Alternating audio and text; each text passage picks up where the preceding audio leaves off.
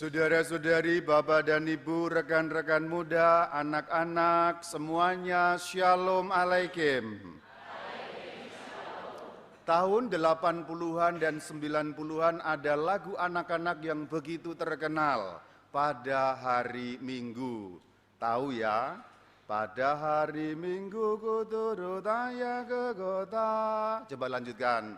Naik delman istimewa, ku duduk di muka, ku duduk samping Pak Kusir yang sedang bekerja, mengendali kuda supaya jalannya udah kayak anak TK semua. Ya, tahu lagu itu ya, mengendali kuda supaya baik jalannya. Ada kata mengendali kuda supaya baik jalannya. Maksudnya supaya tidak nabrak, supaya tidak terjadi kecelakaan, supaya sampai ke tempat tujuan. Memang perjalanan perlu ada pengendaliannya. Kalau kita naik motor, naik sepeda, ada setang untuk mengendalikan. Naik mobil, ada setir untuk mengendalikan. Supaya apa? Baik jalannya, tidak terjadi kecelakaan sampai ke tujuan dengan selamat. Itu inti dari setiap perjalanan. Kalau diibaratkan hidup manusia seperti sebuah perjalanan, tentulah juga ada kendalinya. Inilah yang disebut sebagai kendali diri. Supaya apa? Ya mirip dengan lagu tadi, supaya baik jalannya, supaya sampai kepada tujuan dengan selamat, tidak terjadi kecelakaan. Sebab kehidupan manusia memang bagaikan perjalanan. Itulah kenapa hidup manusia dalam iman Katolik sering disebut sebagai peziarahan hidup. Maka perlu juga baik jalannya, tidak nabrak kiri kanan, tidak terjadi kecelakaan sampai kepada tujuan. Tujuan kita bertemu dengan Tuhan Allah dalam keselamatan abadi dan kekal. Perlu ada pengendalian yang kita sebut dalam istilah dalam iman kita kendali diri. Nah, kendali diri ini penting sekali, terutama juga di zaman modern ini ketika ada banyak bahaya-bahaya di dalam perjalanan kehidupan manusia. Nah, orang yang mampu punya kendali diri, dia akan lebih mampu punya kekuatan untuk sesuai dengan kehendak Allah. Orang yang punya kendali diri lebih punya potensi menyesuaikan dengan kehendak Allah. Orang yang punya kendali diri yang baik lebih mampu patuh terhadap kehendak Tuhan.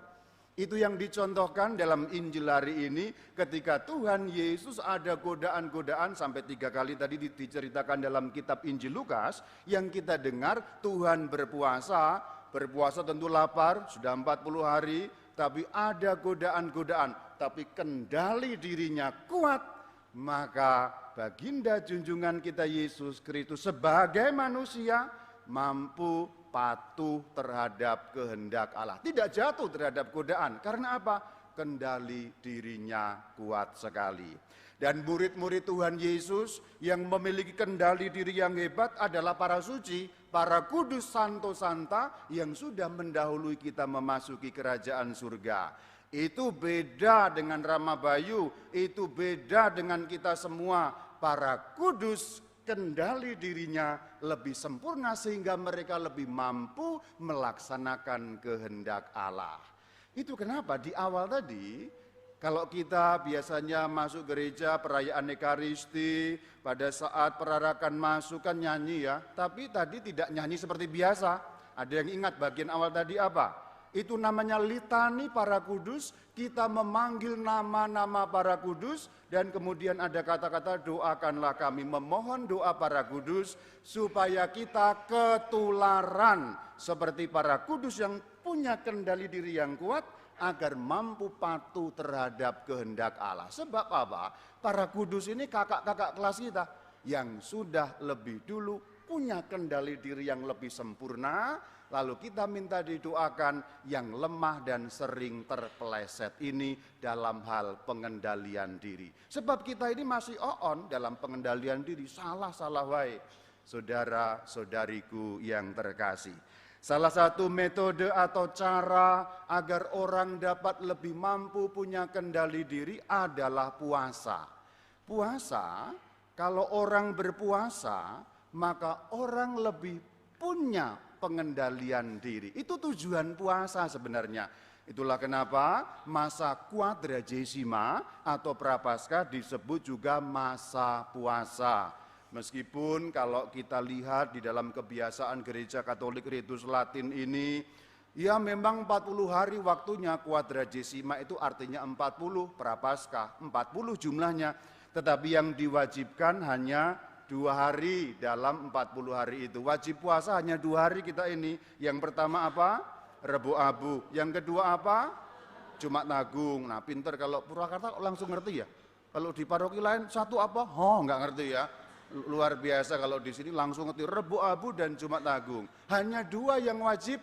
Tapi ya biasanya orang Katolik yang 2 wajib itu pun ya lupa. Ya yang 2 aja lupa ya. Ya kita ini memang orang Katolik kita ini ya kalau soal-soal puasa ini kurang getol lah ya. Beda dibandingkan dengan tetangga sebelah, wah bulan puasa 1 bulan lamanya, ya paling kurang bulannya yang puasa ya, nggak tahulah orangnya bagaimana, tapi paling enggak kan 1 bulan. Tapi kita hanya 2, tetapi lupa. Tapi ya sudahlah ya. Kenapa sih saya mengatakan sudahlah? Sebab puasa bukan tujuan, puasa itu cara, metode supaya punya kendali diri yang lebih sempurna. Jadi puasa itu cuma cara, tapi kalau kamu punya cara yang lain bagus juga, karena tujuannya bukan puasanya itu, tujuannya bukan laparnya. Ya kalau cuma lapar ngapain? Sebab orang berpuasa tujuannya kendali diri, tapi kendali diri ini juga bukan tujuan. Ada tujuan lain yang lebih di ujung, yaitu mematuhi kehendak Allah.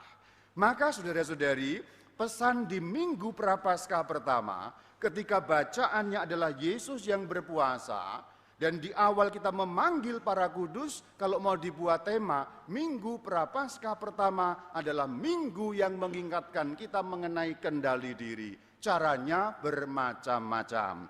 Sebab di dalam dunia modern, terutama di dunia modern ini, kendali diri makin dibutuhkan. Juga untuk orang-orang muda, kendali diri melawan dunia digital. Contoh, ini mumpung yang nyanyi ini orang-orang muda juga ya.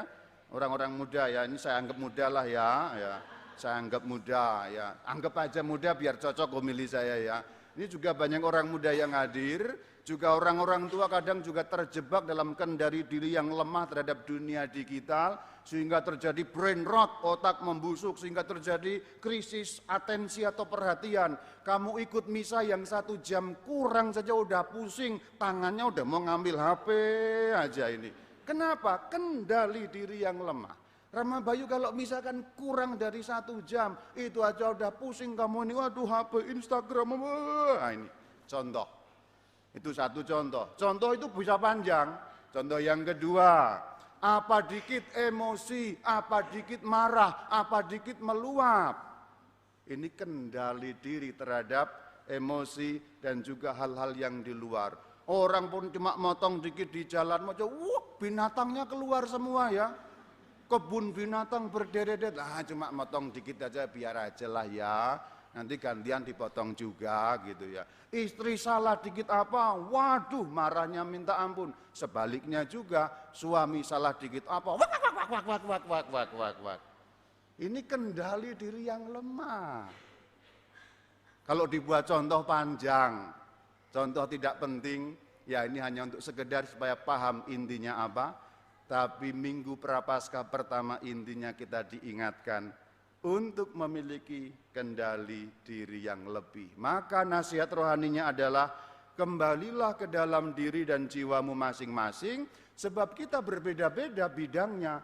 Aku ada lemahnya, kamu ada lemahnya.